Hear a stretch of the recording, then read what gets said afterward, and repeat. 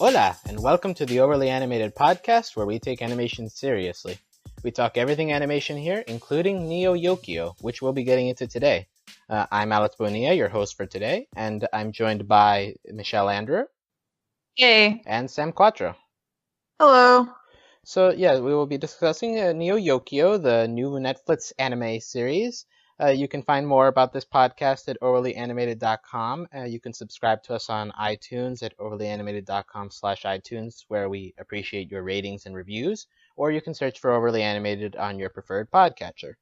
But yeah, we'll be getting into this recently released anime. It released on Netflix on September 22nd. This is a venture by Ezra Koenig of the indie rock band Vampire Weekend. So random. Yeah, so from the very get-go, we knew it was going to be strange since an anime written entirely by a Western viewpoint, so that's not very common.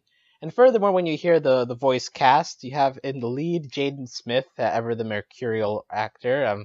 He's been very up and down throughout his career, although lately it seems he's on the up and up. Like I heard his performance on The Get Down was okay, but most people will know him more for just his Twitter feed that's full of not like self-referential nonsense. But when I die, then you'll realize. Sure, stuff like that. I can imagine his character in this show saying stuff like that, though. It does kind of read like his Twitter feed in a weird way. Right. So you can imagine if there was any collaboration, Jaden Smith had some influence on this, and we also have a lot of other names that we'll get into. But yeah, this is an anime that takes place in the alternate timeline where Neo Yokio replaces New York City. There's like some Asian influences, but for the most part, it's New York City. Like we also have San Francisco existing in this universe, and Canada, and there's pretty much actual no change. But the big thing is that there is this society called the Magistocrats that are in charge of getting rid of demons from the city, and so Jaden Smith's character Kaz Khan is one of these Magistocrats. So he's doing that while also trying to balance his very important social status in the city. And yeah, but that's pretty much the conceit of the series, at least from a non-spoilery point of view. So, and this has gotten very, very mixed reviews. So, like on the one hand, you have stuff like IndieWire calling it Ezra Koenig's beguiling anime tribute is more to be marveled at than related to. And then on the other hand, you have a review from Anime News Network calling it nigh unwatchable codswallop. So they even said codswallop. Wow, they mean business. Yeah, when you gotta go deep into the thesaurus for that, you know it means business. But yeah, like all in all, I think the general consensus on social media is just that this is a very meme show and that it's very weird. But let's just focus on quality, I guess, first, and then we'll like talk more about the surroundings. But just in general, like, does this work at all? Let's go to you, Sam, first. Just how did you feel watching this entire show? I mean, it does work. I mean, demons slaying, blah, blah, blah, is like a pretty typical anime thing at this point, you know, magical girls and the like. It's like if Urban Outfitters executive produced an anime, pretty much. I don't know. It's weird and hipster, and you know, there's Toblerones and so many Toblerones. It's just weird. I don't know. It's not to say that it's bad. It's just not really what you would expect, but also at the same time, it's exactly what you would expect from the guy who fronts Vampire Weekend. Yeah, that is it all. That is something we have to keep in mind, of just the background of who's making this in the first place. Michelle, how did you feel while you were watching this? I don't know if this show works just because, like, what do we mean by works? Like, it works as a meme, I guess. a heavy-handed, forceful meme, but a meme nonetheless. And to be fair, memes on Twitter were how I found out the show existed, so good job, show. You know your audience. In terms of, like, a story with a consistent plot, I'm not sure it works because, like, the demon stuff kind of only comes up like it's like the show it's like, oh, it's been a while since you mentioned the demon stuff. I guess you better do something like that in the plot in the next episode. But like it's a lot of like convoluted random stuff happening a lot that are very like not super connected, and it's not like the characters for the most part grow and change in significant ways. Granted, it's only like 6 episodes, but still I think like in terms of it working or not as a show depends on what your criteria for judging it is based off of. Yeah, it's a weird show for sure to try and tackle.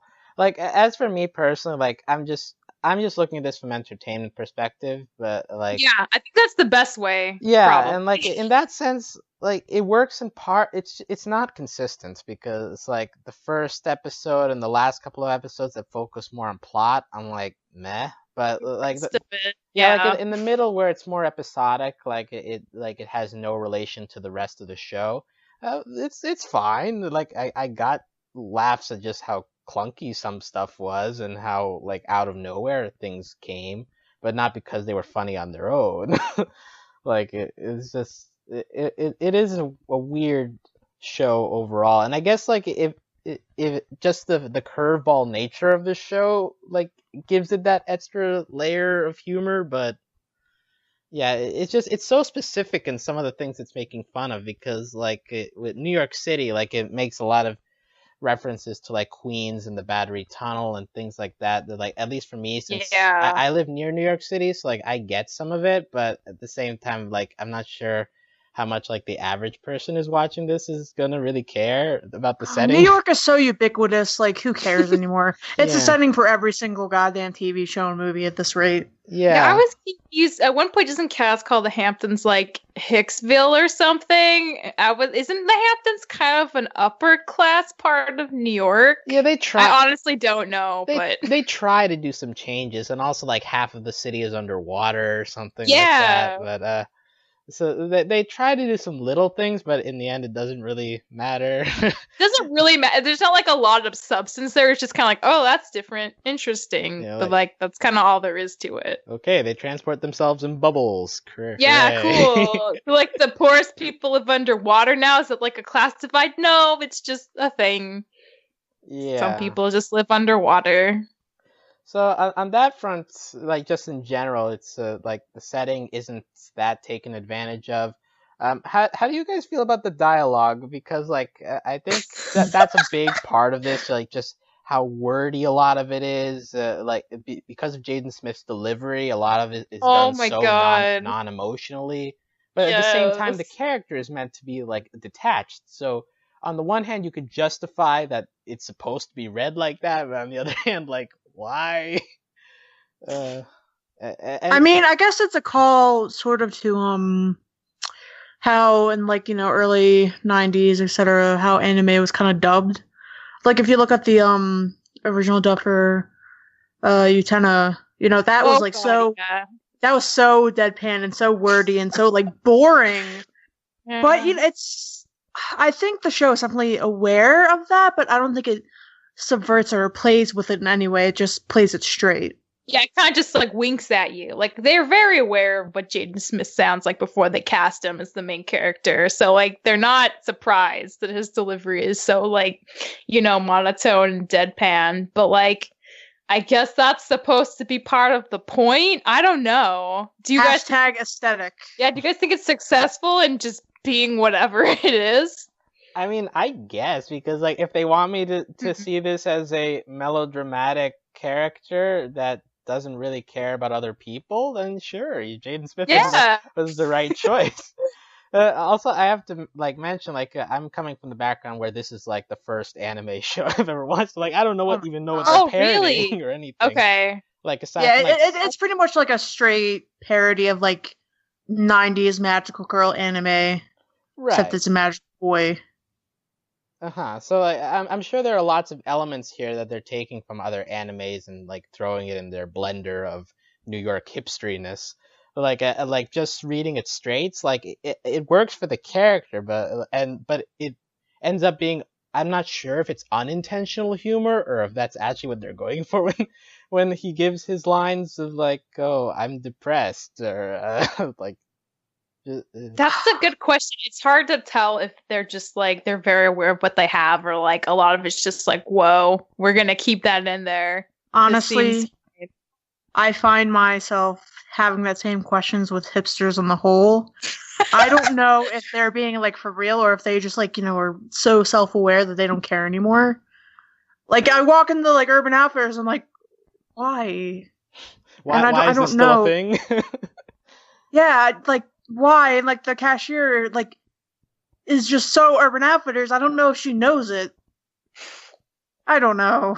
Yeah, maybe this is just a demographic that we don't want to be associated with. So as a result, like actually watching it is a little strange. But I don't know. I went to art school. I'm pretty hipster. It's just like okay. why? I don't know, dude. I just don't understand people. Okay, fair or statement. anime. Yeah, that's fair.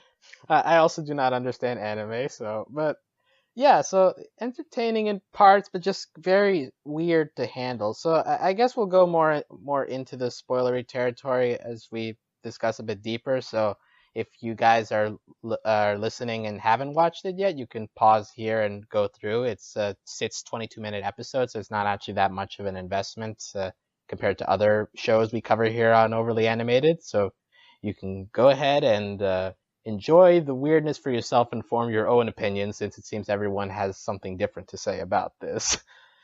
But now that we can enter spoilers, we can go a bit more into story. So this follows one of the big characters here is Helena, who I think is even worse of a character than Kaz in being not caring about anything, and like her motivations just feel very I don't know, like not, I don't want to say superficial, but just like the whole okay, yeah. No, it is superficial. That's exactly what it is. Okay, you express my words better than I can, please. Because like she comes to this realization that like the upper class society is like being really like obsessed with like fashion and like consumerism and how like BS that is, but then she doesn't like try to harness a revolution in any productive way. She like she like bombs the bachelor board, but then she doesn't use that as momentum to make any actual lasting change. She doesn't rally people. So it is like very superficial. She like stays in her room all the time and keeps to herself. So like she can like complain about society, but she's pretty complacent in it at the same time. So yeah, that's kind of my beef with her too. I feel like she is still very superficial in her critiques. And like she wants to come off as like being more like #woke than she actually is. Maybe that's sort of the point. I mean, for example, she literally like references what she's doing as being hikikomori. Yeah. Like word for word. And like, who the fuck knows what that is besides kids who just have nothing to do all day but watch anime and like be on the internet, right? Probably like actual Japanese people and like weebs, the only people who know what that actually means. Yeah. So it's like, I don't know. I think this is also where the show kind of goes like, is it self-aware or is it just ultra hipster played straight? Because while I think that, it is like really flimsy and really like kind of BS, like her whole motivation and her being like this rich kid asshole being like, oh, capitalism sucks, blah, blah, blah, fuck the system, whatever.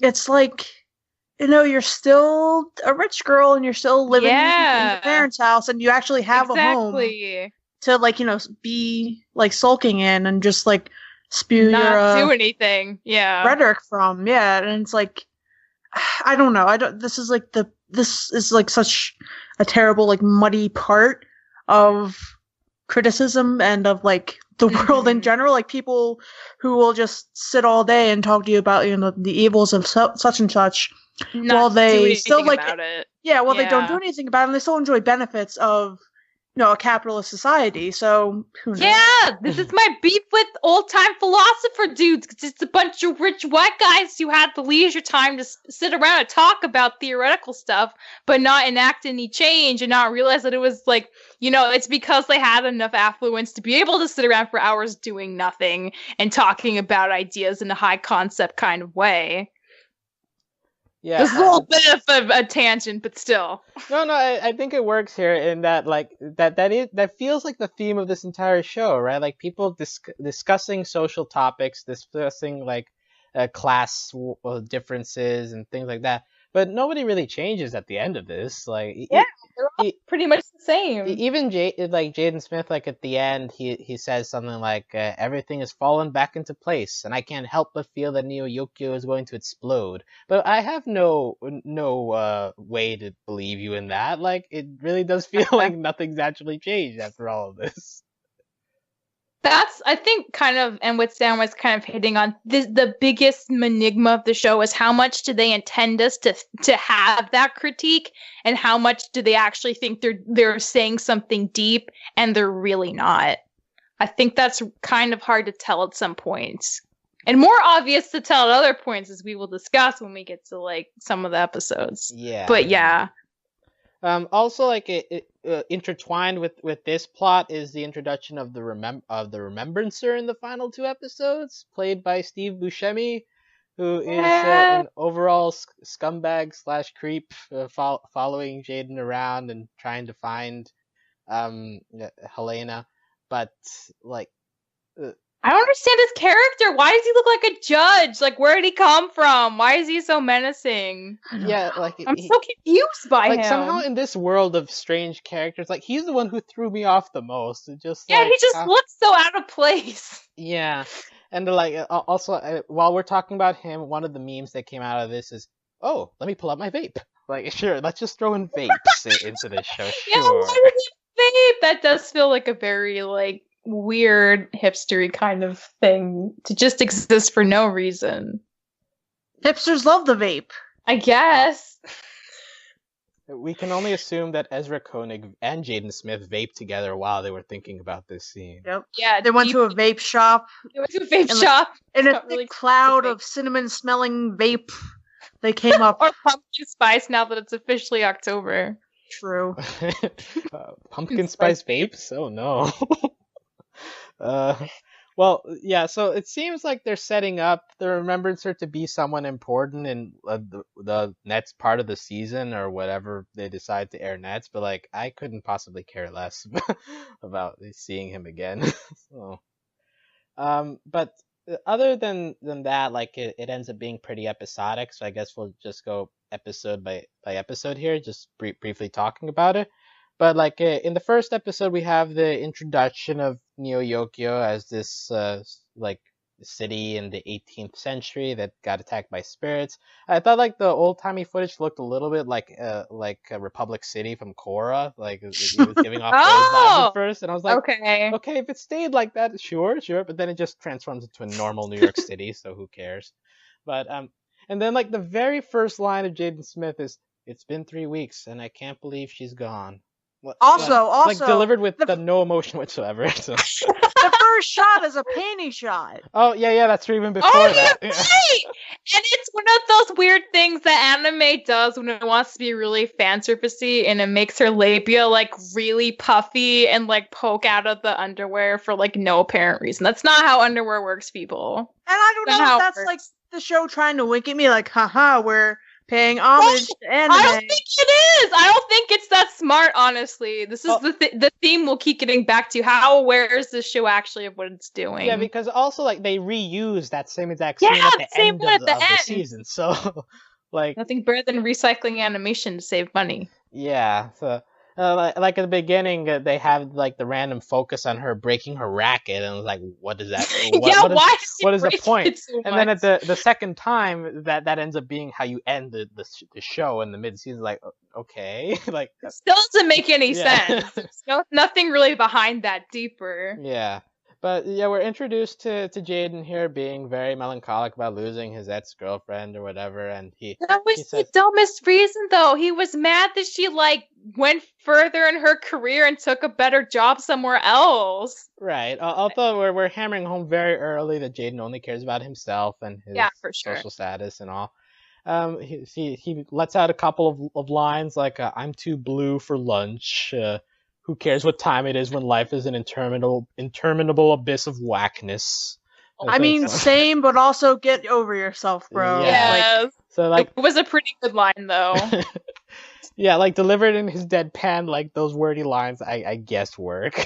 Yeah. We also have the introduction of Letzi and Gottlieb, played by New York radio personalities Daisies and Marrow. I actually like them in this show most of the time, especially Letzi.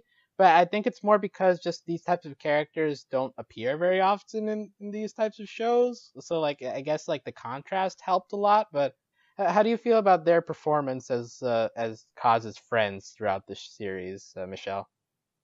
I mean, I liked them. And like the one thing I was curious about going into Neo Yokio is like how like I guess kind of the general excitement of having like a person of color be the protagonist in an anime, which is such a rare thing, and to have like a supporting cast that is mixed also. I like his friends.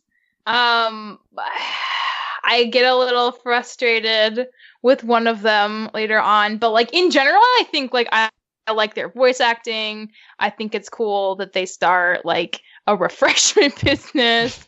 And I think they're pretty chill. Like they don't have like a ton of substance. One more than the other, I'd say, has more focus. But like I enjoyed them. I thought they were pretty chill people. I liked them more than like Kaz, because Kaz is kind of awful and selfish. Yeah, I think just by the fact that they're just nicer people in general, like, Yeah. it helps you know, Yeah. like them more. You, Sam, your thoughts on these two Yeah, characters? I agree. They're definitely more down to earth and like not as like rich kid assholey as Kaz is or as Helena. I don't know. They're cool people. I'd hang out with them. Okay, yeah, I think they're hangoutable characters for sure. But so they're trying to convince him to go to this field hockey tournament. He's like, nah, I'm too depressed and all, whatever. So he moves on to this dinner with Aunt Agatha, who makes her appearance, voiced by Susan Sarandon. Basically, like, shut up, you gotta do your work. You gotta go fight those demons. But Aunt Agatha, I think she's a bit. She didn't really show much character depth in this show, other than just bossing Jaden around. So like, I was bored by her. You guys? I mean, I felt like she existed to like remind Kaz of his like, rat catcher roots, and that like, like even though he is technically like in the aristocracy, like he still has to work like a lot to keep like his lifestyle the way like a lot of his like colleagues and fellow like people don't, which like I wish they had done more with that, because I feel like that would have been very interesting to get into, but they didn't really. It was more just like she kept like pulling him away from like the stuff he wanted to do, to go do demon stuff, and he didn't like it, and she like rented out his room when he didn't know about it. But like, yeah, that's kind of like the point she placed in the show, but like I feel like there was more there that could have been examined that wasn't, which is kind of a bummer. Yeah. So like, all in all, she's just yeah, I guess you're right. She just serves like exposition mostly. It's like, hey, Yeah, she serves Yeah. to make him do stuff, Yeah. but we don't know anything about her really, except she's his aunt. Which is also, I was expecting her to not be white for some reason, but she is. And I have questions about his family, because from what we've seen, they all seem to be white, and I'm confused. But Second time in a row, including Rick and Morty, where she plays an Asian psychologist that Susan Sarandon is in a questionable casting choice. But yeah. so we continue on with Jaden going to shop for suits. I only bring this up because Richard Ayoade makes an appearance here. Since I love the IT crowd, I love hearing his voice and things. Just him being excited. Oh, you're here. Let me help you and all. And then I think later he just says something like, "I love sports." Like, it's like out of nowhere. Wow. But I just like his voice. But he's relatively not helpful. And actually, in general, I think he's like one of only a couple of non-high class characters that even get speaking roles in this entire show. Wow. The bourgeoisie at work. Yeah. Yes, So that's the takeaway. yeah, pretty much. But so and also at the store we have the introduction of Arcangelo Corelli. I really enjoy that he's the only one who gets his like anime intro, just like Oh my god, his name yes. plastered and flipping his hair. He's also played by Jason Schwartzman, who, like, of course he is. Of course Jason Schwartzman is in this. And of course he fucking plays the rival. Like, goddamn, can this be any more hipster? God. We gotta hit all those bingo boxes. Gotta hit all of them. But I actually liked him for most of this show. Like, he's annoying, but he's annoying in a funny way, so it works, I guess. I liked him the most the last, like, 2 episodes especially. Just, like, his complete reversal from being a rival to, like, thinking that they're friends now was really great to me. Yeah. But then we move on. I do want to mention this weird scene where, like, he goes to the cemetery to take a nap. He's apparently built himself his own grave. I just can't fathom. Like, this character is too much. He's like so much every second. And then he gets into this debate with the old man who's grieving about, like, what perfume to use. He's like, this is her favorite perfume. Yeah, well, it's not very good. You should really try this other one instead. It's like you're mansplaining perfume to a guy whose wife died, and it's just so, oh my god. You old folks are funny like that. You have no understanding of style. Like, what? Where would you ever say that to a person? It's so pushy. Just, like, the fact that all this happens in the same episode, like, I expected it to be weirder throughout the rest of the show, because I feel like this episode, like, it just throws you into weirdness that isn't exactly matched in the rest of the show, I don't think. Yeah, I agree. Yeah. Definitely. So, but then we get into, like, I guess the actual story, which is him going to Helena's house to get the demon out. He first fails, but then in the middle of this perfume discussion, he realizes, oh wait, the jacket could have been possessed, and so he goes back, he gets rid of it, and they're like, oh yeah, we used to date. Now that I'm not a demon possessed anymore, they didn't date. They hooked up at a party. Oh right, yeah. Yeah, that one guy's party they keep mentioning. I don't even know his fucking name anymore. Yeah, I don't know. Like Richard Miles, I want to say, but yeah, they mentioned his name. Miles something, yeah. Yeah, but they mentioned like 4 times in the same episode, so I also thought that was going to be important. Like, why are you bringing this up so many times? But and then they fix it, and the end of that episode. But yeah, like that served as your intro to the show, and as I said, like, I thought that the show was gonna be much weirder just based on that, but it ends up settling down a little, sort of, because the second episode we have Sailor Pellegrino, who for some reason I loved.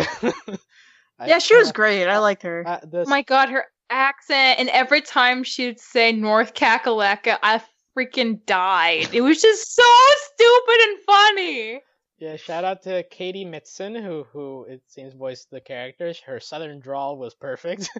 They meet up at a Neo Yokio Knickerbockers game, so they didn't even bother to change like sports teams or anything. Like, I'm guessing the Yankees exist in this universe and the Giants. Yeah. Were the Knickerbockers, like, did they play cricket? I don't know. They didn't play basketball. No, they were playing basketball. Were they playing basketball? Yeah, they were in a basketball arena. That's why there was a kiss cam and. Oh. Yeah, but yeah, they did no effort to like even do changes on that front. But yeah, so and they decide to date once Helena isn't interested, or I forgot what happened here with Helena. Why is she not interested? Is that when he goes to the hospital with the meme Toblerone? Right. And I think so, yeah. Yeah. And then he's like, you don't deserve this Toblerone. I think that's when she's like, I realized after I was possessed that, like, our society doesn't mean anything and it's all fake and we should fight against it. He's like, but I still want to go to the party though. And she's like, no, it'll mean more if you, like, protest with me. He's like, no, I don't want to do that. And he's like, you don't get the candy anymore. And then he sits down on the bench. Right. I've never had a Toblerone. It's not that good, and it's kind of hard to eat. It's really thick triangle. It's not fun. It's a really thick triangle. Yeah. Okay. Just any food that isn't a strange, isn't square or circular, like it has to have a different shape. That means it's not good. It's only doing it for marketing. If it's a challenge to eat, like, it's not. It's a bad sign. Yeah. But props to Neo Yokio for making Toblerones relevant. Like, yeah, apparently their stocks went up. Yeah, they said it was like upper class food. It totally is not. That stuff's not that expensive. You can go to like any Walmart and buy a Toblerone. Well, see, the weird part It's is like I like gotta go try Toblerone. I associate with Toblerones with like airports. Like I always see them Me like too. sold in airports. But- Swiss candy, I'm pretty sure, but Maybe like, that's why I've never had one because I've never flown before. Well, I- they're not fancy chocolates, and the show kept trying to seem like they were, but they're not. yeah, maybe it's just because it sounds fancy, like Topo- Toblerone. It sounds like an It's Italian your word. triangle shape, yeah. Yeah. Toblerone. You're making it Italian. Yeah, I'm pretty sure that's how they wanted us to pronounce it, but then the populace just turned it into a pronounceable name.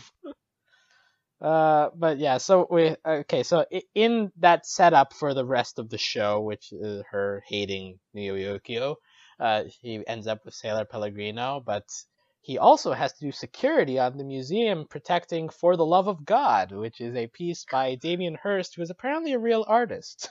Sam, Yes, your he is. thoughts? I have a lot of thoughts. Damien Hirst is a fucking hack. He does not make any of his own work. He has like a fucking horde of assistants that he just make his work. He plagiarizes. He's so overrated. He's like, introductory into like art school sort of ideas. Let's put a dead shark in formaldehyde and it's like the best piece of artwork ever. Let's put a bunch of crystals on a skull.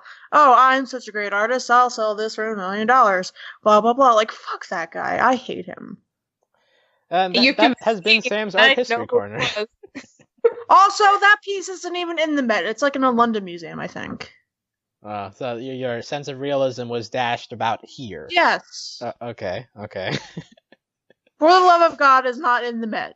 So would you say that Damien Hirst is the most hipstery artist they could have chosen Yes! to do? Okay. That's probably why they picked him. They would have picked either him or Tracy Emin. Uh-huh.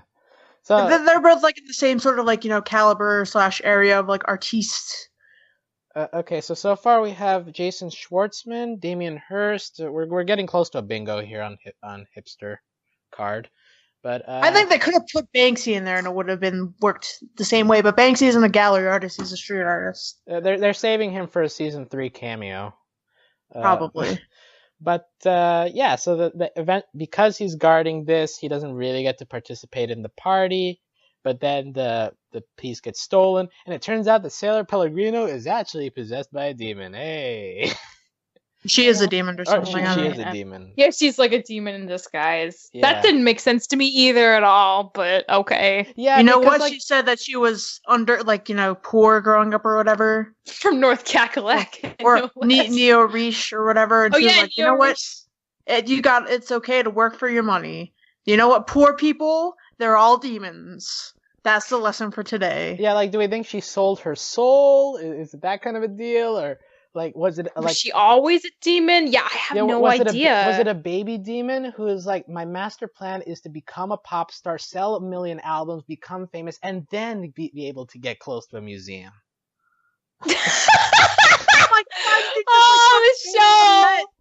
Oh, maybe that was what they were going for. You just walk in and buy a ticket and just go. No, that's too easy. That's too easy. You need a convoluted life plan first. Yeah. So Jaden Smith fights the demon and all, and successfully slays him. Yeah, but I've seen the reaction image. I see you, bitch. It was funny though. Just you never hear people swear in anime usually like that. And that's the thing. For all this keeps saying it's an anime, it's not an anime. It has a very Western sense of humor with a lot of weeby sprinkles thrown in. But yeah, I see you, bitch is a very Western kind of humor, and it is really funny, but it's different. Yeah, it's funny because it's the skull and haha, whatever. And that's probably why they Sam's not impressed. I just hate Damien Hirst so much. But yeah, so that happens, and he successfully slays the demon, but he has to walk out ashamed because his suit has been spoiled or something like that, and everybody. Oh yeah, his first suit was originally midnight blue, but then the party was black tie, so he had to change his suit. And then guess who shows up in a midnight blue suit? Jason Schwartzman. Yeah. I like how we're like not referring to these people by their character names at all. I think these names are convoluted. I'm not gonna try remembering them all the time. You're not gonna try remembering Kaz? How is that I mean, convoluted? Kaz is not convoluted, but Archangel or whatever the hell his name is. Yeah, it is Archangel. So it's a like arch enemy / like angel. I don't know. Well, see, because he's supposed to look like an angel. I love him. I think he's hilarious. Yeah, he's funny. Just his name is like. Yeah, his name is like a joke. Yeah. So we have that as the second episode, pretty much. Like I enjoyed it just because how goofy it was. So like that was. Yeah. Yeah, that was definitely an improvement in terms of laughs based on episode 1, and then we have episode 3, Oh the Hellenists, which is basically Kaz being hired by his old school to teach the Hellenists, which are followers of Helena, and getting them to wear the uniform. Like at first Fun glance, fact: one of them is voiced by Willow Smith. yeah, which is... I noticed that. Whoa! They're all here. How Will Smith didn't weasel his way into this series is a miracle. Yeah, pretty much. But yeah, so Willow Smith and her gang are like very opposed to this and decide. Eventually, Jaden lets out that Helena has gone hikikomori, as we mentioned earlier, and the Hellenists are all okay. We'll do that too, and we'll just lock ourselves in the classroom. He has to. Then the principal says, "Oh, we don't actually care about them. We just think that one of our teachers are possessed by demons. Go investigate." And so he ends up with this music teacher who is like apart playing piano. Follows him around to Queens, and no. First he goes to his apartment, right? And Yeah. let's just talk about the character in general because like they're going for a gay vibe from the very beginning. Like his voice is like almost stereotypically gay, like high the voice is, and but they also like they make him wear all black, like to, I guess, throw you off the scent that he's possessed by a demon, or just this is like the first social part of the show that we need to talk about. Like how do we feel about their handling of a gay character here? Sam? You heard it here first. Gay people are demons. Oh, okay. So Jaden was right the whole time. Yes. Oh, okay. No, he wasn't. Oh. But I don't know. I thought this was like, they did the whole bait and switch, like, oh, this gay guy is going to be a demon, isn't he? But yeah, he wasn't. Even the students said weird stuff like, oh, yeah, that guy always gave me the creeps. It's like, but why? Like, because he felt like he seemed gay? He gave a gay vibe, so he creeped you out? Like, that's not a good way to go about making a character suspicious. Yeah, because you could also justify it with the fact, oh, he's playing piano alone in his room, he's wearing all black, but you throw in the gay stuff, and it's like it gets lost in translation. Yeah, and then when he like invites him over for a fashion show. Yeah. I was like, oh no, this gay guy is gonna have sex with me. Like, yeah, it's just because like he used to be his teacher, right? It just like felt like a weird thing. I don't know. It's like, why are they making him so weird? Actually, the full line is, we can get high and have a fashion show. get high, like, okay, sure. Yeah. But it turns I'd love to get high with my old professors. Yeah, it's like, what? That's not appropriate. Well, I mean, I'm sure there are teachers.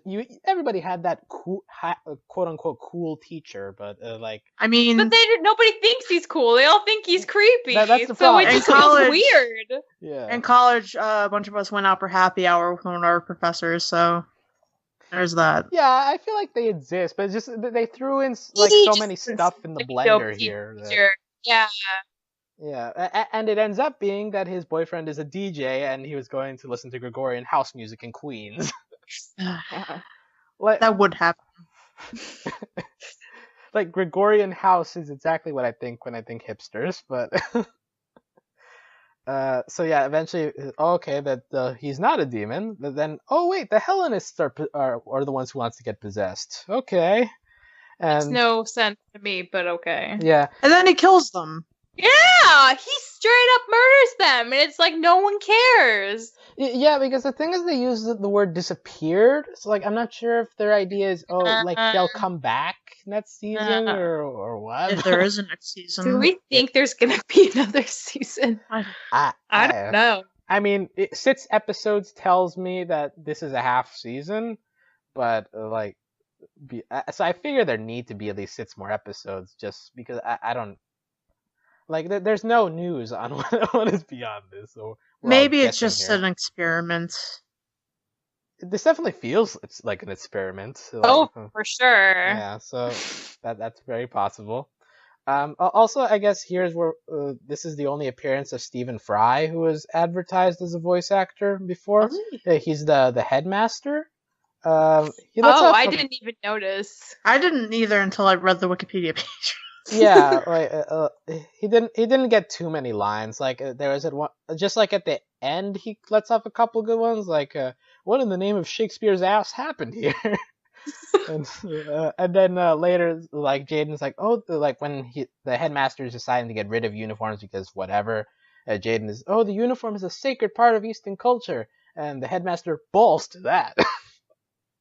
Oh my god! You know who else is gay? Stephen Fry. Bingo. There's the connection. Yeah. So yeah, that was the the Hellenist. Anything I'm missing here? There was a Toblerone nightmare here. So we yeah. Why did they keep bringing the Toblerone back so forcefully? Nobody needs that. I think there was too much. Yeah, it was too. Like the first time it was funny, but why did it keep coming back the entire Maybe season? Toblerone gave them like funding or something. Oh, I wouldn't be surprised actually if that was their motivation. Advertising Toblerones.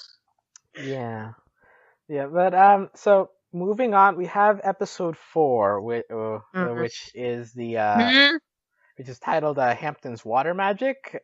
This one is, I guess, the most problematic one, quote unquote, of the show. We begin with them going to the Hamptons because somebody in the family died and they need to go check on the house. Kaz brings along Letzi and Gottlieb to check it out. They find it's abandoned, but there's an infinity pool. So Letzi and Gottlieb go in, and Gottlieb turns into a panda, and Letzi turns into a woman. Yeah. He immediately covers his newly found breasts. Let's talk about this just in general before I go through all the details. But just why is this show that's like so clunky in its handling of themes? Like, why are they trying to do this? My guess is like another homage to like 90s anime. Oh, definitely to Ranma 1/2 specifically. I mean, because of the panda and him turning into a woman. Yeah. I guess, like, yeah. They didn't need to do this. There's a reason people don't do this. Yeah. So, as it advances, he needs to go to this party. I forget if there's even a reason why they need to go to this particular party. I don't know. There probably isn't. Like they just go to parties all the time. Yeah, he just like Jaden can not go to parties. It's just so important to him. Oh no! He can't turn away. I remember because it's Arcangelo shows up. I don't know. Oh wait, it is his old girlfriend's gonna be there too, right? Oh, and yeah, he freaks out. Yeah. Yeah, he also finds out that Kathy is going to be there with with her racer girlfriend. But Arcangelo No, wasn't that the next episode? Yeah, that's later. No. I think he hears that she's dating a racer dude, but he doesn't see him yet. I have no clue. It's just when you binge, it's hard to know exactly. Right. I know Kathy is at this party for sure. But the reason is only because Arcangelo mentions he's going to a party and Jaden's jealous, so he wants to go too. All the while, sure Charles, that's the entire reason. The what do you call it? The mech butler guy. Mecha butler. Yeah, we haven't talked about him. No, we haven't. This tiny woman who lives inside of him. Yeah. He's a human. Voiced by Jude Law, standard British accented guy doing your butlering. Jude Law has fallen so far from grace. I can't believe he has a mecha butler who he just rides on the back of like a car. It's just so silly. And yet, it is exactly what I would expect from a show like this. Love it, actually. That particular aspect, I think, is just really great. Yeah, and like Charles is funny. Like I think he lets off a couple of good responses to Kaz. Ew. But yeah, like in this particular episode, he gets really shafted. Yeah, because it won't be He needs battery power, charged and and Jane Jaden's like, cares "Oh, I less. forgot. Yeah. I'll get it to you later. Oh, Okay. whatever." Problem 5%. Yeah. Yeah, but just like this episode in particular is hammering home you're not a good person, Kaz. But they also try to do it through the sexist, homophobic way. Like by once we get to the party, he's using um he's using Lexi as his girlfriend. So we have that to talk It, about, and ugh. It's uh, the thing about this episode. It's like it's so frustrating because on the one hand, it's like you have the issue of like, so Jaden's like being shitty to Lexi, even though Lexi in no way identifies as female and treats him really bad just because like he happens to be in a female body. You have that layer. But then you also have the layer of like Lexi being kind of the worst and hitting on like the most famous lesbian like in Neo Yokio, right? Yeah. And like macking on her Yeah. because she doesn't know he's a guy. And so he's like willingly tricking her at the same time and then gets mad at Kaz for being shitty to him. And like it's like, oh, like you're a misogynist, like blah blah blah. But it's like, yo, Lexi, you're being shitty too, and you're using the fact that you have a female body to mac on this lady. How are you any better? And that's like the thing that I really hate about the episode. Like it tries to pat itself on the back, being like, oh, gender's a spectrum. Oh, like I know misogynist when I see one, but like Lexi's also to blame for being shitty, so it like doesn't feel very earned at all. Yeah. You can't like reference things and reference like, You can't just reference things and actually think you know what you're talking about if you do other shit like that and have people, that doesn't make it okay. It doesn't make anything that you've done before okay. Yeah. Just because you're self-aware, but you need to like do something else. Talk, you gotta walk the walk too, and it didn't walk the walk at all. Yeah, and I think what makes this even like worse is like when he like turns back, there doesn't seem to be any like anger or like any apology, like real apology. Like when he turns back into a male body, he's like, "Oh yeah, sorry, Lexi, I treated you really shitty." He's like, whatever," and like that's the end of it. Like that's awful. Yeah. There's no resolution to that. Yeah, and like we don't even have any reference because like he says something like you don't know how to treat women and all, but we have no reference to see if he's actually changed at all. Yeah, because he was like willfully like, smooching the lesbian who thought he was a lady. So it's like, how can you even say that to Kaz when you're doing like exactly like something just as harmful to another woman? Clearly you don't care about women very much either, only when it's directed at you, which is like such an entitled shitty thing to do. Yeah, it's like, lesbians are like, the apple of guys' eyes most of the time because it's like, oh, there's no male involved. It's so sexy, blah, blah, blah. And so it's sort of like, he's inserting himself into this world that, doesn't involve him in any way. And that, like, men actively objectify. And it's fucked up. And I just hate the fact that, like, he gets self-righteous about, like, women's rights solely when it applies to him. Yeah. Like, because Jaden's treating him like shitty and saying he's hysterical and he needs to calm down and like all this shit, but it's like only when it's about him that does he get mad and call him out for it. When he's actively doing it to another woman, it's completely fine in his mind, which is like such a weird, gross double standard.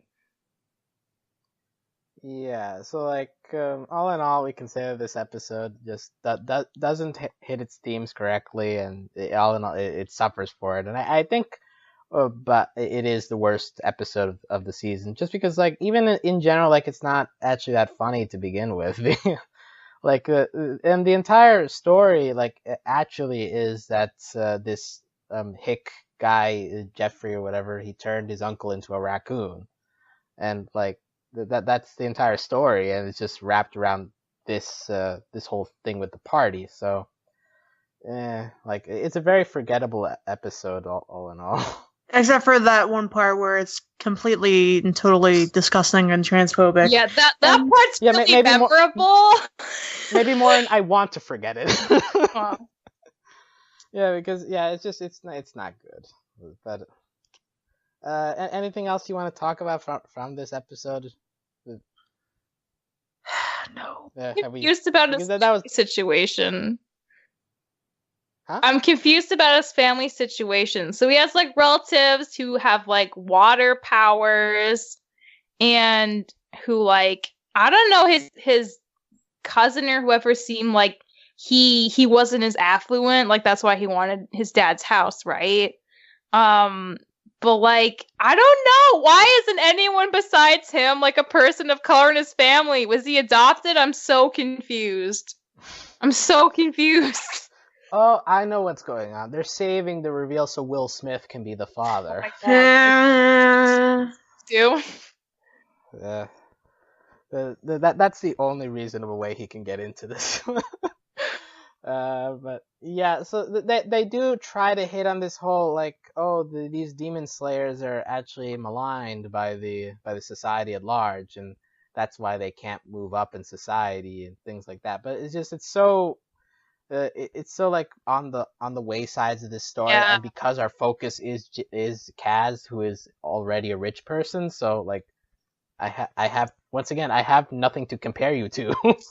So, but yeah, so well we can move on from that episode. We have episode 5, the Russians, exactly the Soviets, where we are introduced to the rest of this world. Apparently, this is a world where the Soviet Union still exists. French Canada is its own thing, but anyway, there's a Grand Prix coming in, and Jaden is charged with keeping guard of this Soviet racer. The Soviet racer gets high on capitalism, I guess. Yeah. So this is the episode where like, oh, capitalism is great, right? Like, is that the moral of this episode? I don't know. I don't know if that we can say there's honestly something as like focused as the moral. Yeah. Communism is enslaving and blah blah blah blah blah blah blah. She was so excited about that California king bed, though. I don't blame her. It looked really big. I literally have not heard what a California king bed is since never. I don't know. Dream Daddy was the first time I ever heard of it. Oh, really? No, I didn't know that was in there. Now, an important question: how much did you know about champagne sizes before we got to this episode? Nothing. Absolutely nothing. I thought they were all the same size. I barely know like what different wines are. Yeah, same. That there are See, different because sizes of too. champagne. See, like I'd heard of a Methuselah before, but I always thought that was the biggest. So, like introducing the Nebuchadnezzar, like Is it real though, or is it a joke? I don't know. No, I'm pretty sure it's real because I've heard of a Methuselah before. That was one of the sizes they threw in there. Okay. But yeah, for some reason, champagne and biblical imagery are connected. Who knows who started that, but. But yeah, like this is when Archangelo joins them because oh yeah, we forgot at the end of that of the 4th episode, it ends with basically 9/11, right? Like they see yeah. Oh yeah, the Bachelor board. The Bachelor board. And guess who did it? Helena. Yeah, she took time out of being a hikikomori to do that. But then it didn't even go anywhere. That's why it's like, what does Helena even stand for, really? She doesn't do anything. Maybe she's gay. But that's not, I mean, but her laziness would make me think that wouldn't even be standing for anything. I don't know. She's like, fuck these boys. I do love her voice and how just deadpan it is. Like, I do think that's my favorite aspect of her character. It's just her voice delivery. Also, she seems to be the only one that consistently talks shit to Kaz, so like I guess in that sense I also enjoy her appearances, but yeah. But yeah, so we have that. What else is there in this 5th episode? That there is a point where they go to a nightclub and there's like a dancer who doing a demon dance, and Jaden has the balls to say this is in very poor taste. Like, Well, take a look at yourself, bro. Yeah, exactly. Like this show has not done enough for me to try to like be hand in hand with you saying that to anything. But this ends with the Soviet racer disappearing regardless, Yes. and Helena showing up in Kaz's room. And like this is also the episode where the remembrancer comes in. It's like, oh, we're looking for Helena. Do you know anything? Blah blah blah. Oh, Steve Buscemi. Yeah. You used to be better. Well, I don't know. I remember mostly for Lady in the Water, which was terrible. I So, still need to see that. I've heard it's like life-changingly like weird. Is that true? Yes. Well, like there are Shyamalan movies that are worse, but Lady in the Water is pretty bad. Okay. But yeah. Also, I just want to say this Soviet racer disappearing and never shows up again. Like, no consequences. Just like okay, the end. Yeah, like in the end, nothing happened. Have fun with capitalism. Deserted or not, it's implied, but like we don't. Yeah, it's just so shallow. We just don't know. Yeah, like that's the plot line that just gets abandoned. But yeah. So in the 6th episode, Helena is like, oh, "You gotta get me out of the city," but because the Grand Prix is here, they can't really get out through normal means. So they devise a plan where they have to make Helena be the Soviet race car driver and use the Lincoln Tunnel to get out. There's this very awkward press conference where she has to be silent, and Jaden breaks her out. Communism forever, and just runs away. So we're continuing on that theme. There is a very distinctly New York City joke. I grew up in the city. I have no idea how to drive. I feel like that's a joke that lots of New York stuff does, or like people who grew up in New York City never feel the need to learn how to drive because of the subway. And I never learned how to drive. That actually is like the reality of a lot of people in cities, though. Yeah, I guess just that because I feel like I've seen that joke used in New York stuff before, so it's weird. But yeah, and like eventually it turns out that they devise a plan where Kaz is the one who's driving, and they like switch out at some point during the pit stop. No one notices that his body shape's completely different than her. Like, okay. Who cares? Who cares? He takes his helmet off. Everyone's like, oh, okay. Like, they don't stop him. Yeah, but while he's driving. Well, he's driving through the walled city, which has been referenced before, which is basically, I guess, where all the poor people live in Queens. He like utters the name of the episode, which is I'm starting to think Neo Yokio is not the greatest city in the world. Yeah, fuck poor people. Yeah, why do they exist? Gee, this is what opens your eyes, sure. Yeah, seriously. So there's also a quick race inside the Guggenheim Museum.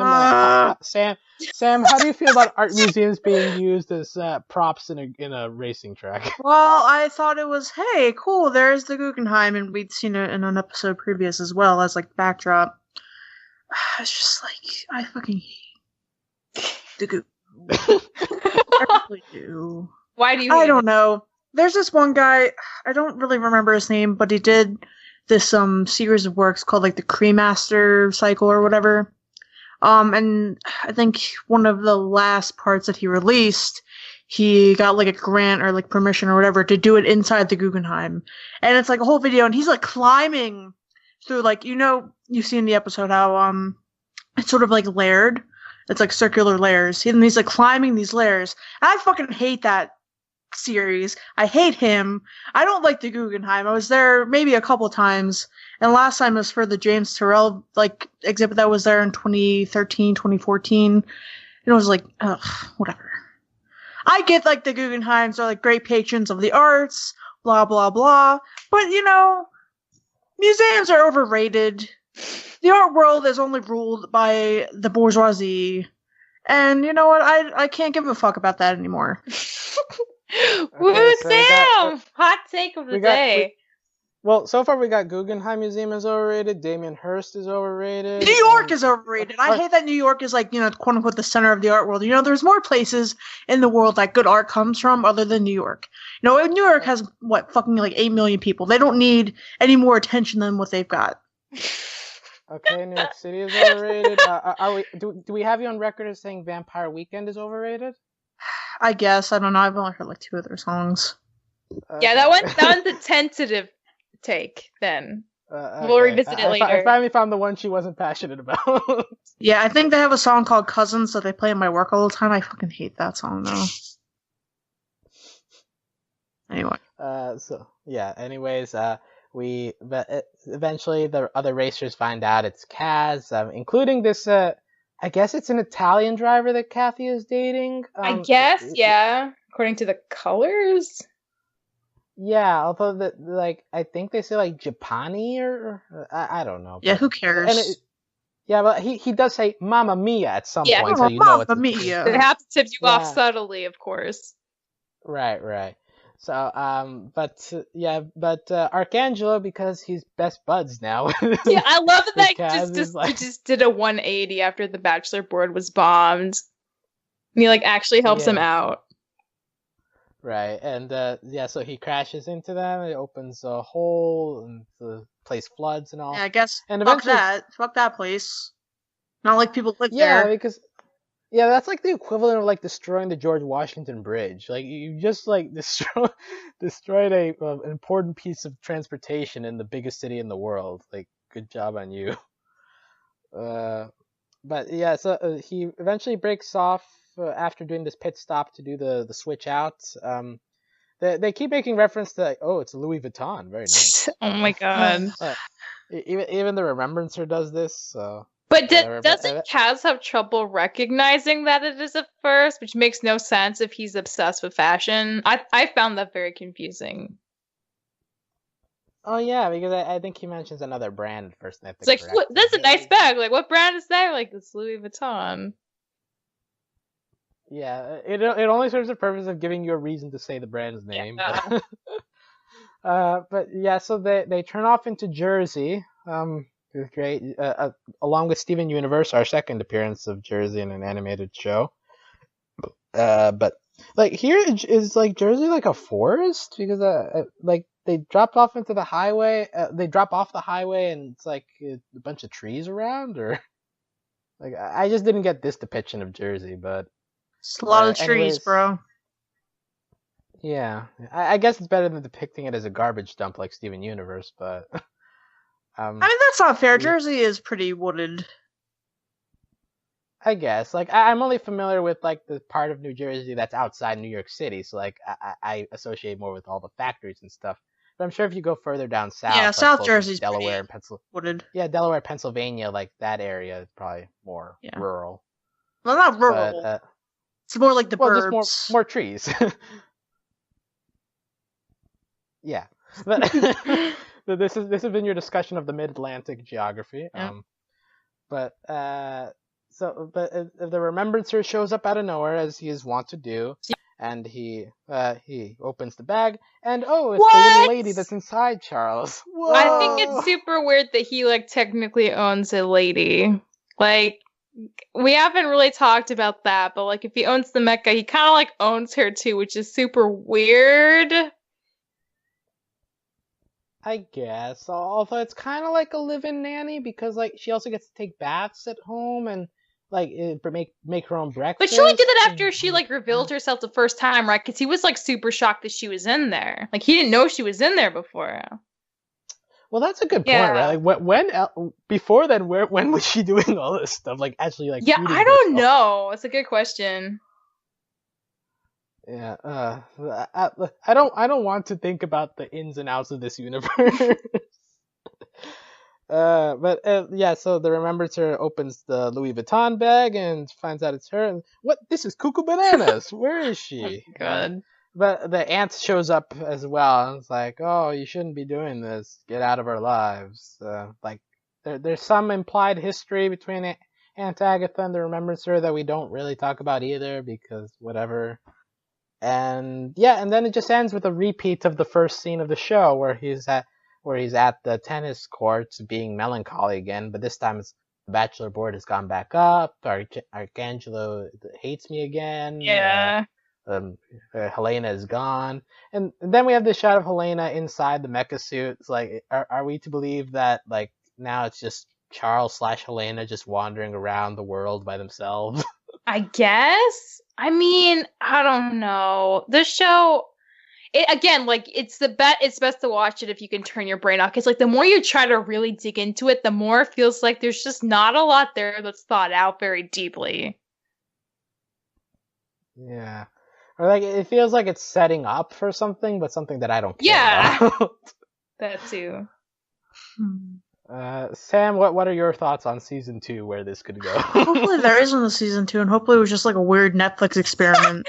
A weird like a one-off. That's never gonna happen ever again. I don't know, I feel like the show on the whole was pretty unsuccessful because when you have people who have money and they're making a comment on other people who have money, like, it doesn't work. It's just like, haha, it's funny because they're like filthy stinking rich, but also we're a bunch of celebrities and we're also rich. Yeah, that's the thing too. It doesn't have like, a bite of like satire in it. It's just like wink, this is wink, the actual life. Rich. Yeah, I so agree with this. It's a good point. Yeah.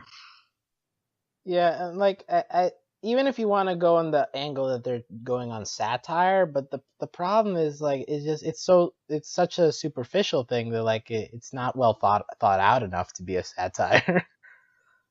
Like they'll just throw the words at you, but then like go off on their own plot. Yeah, thing. Vampire Weekend doesn't know anything about satire. Tell your friends. Yeah, I think that's our summary of the show, right? Yes. Like it doesn't work as a satire. It doesn't work as a social commentary. It kind of works as an ironic comedy. Yeah. Like no, I said just no. Oh, yeah, a lot of dank memes. Yeah, it works as a meme factory.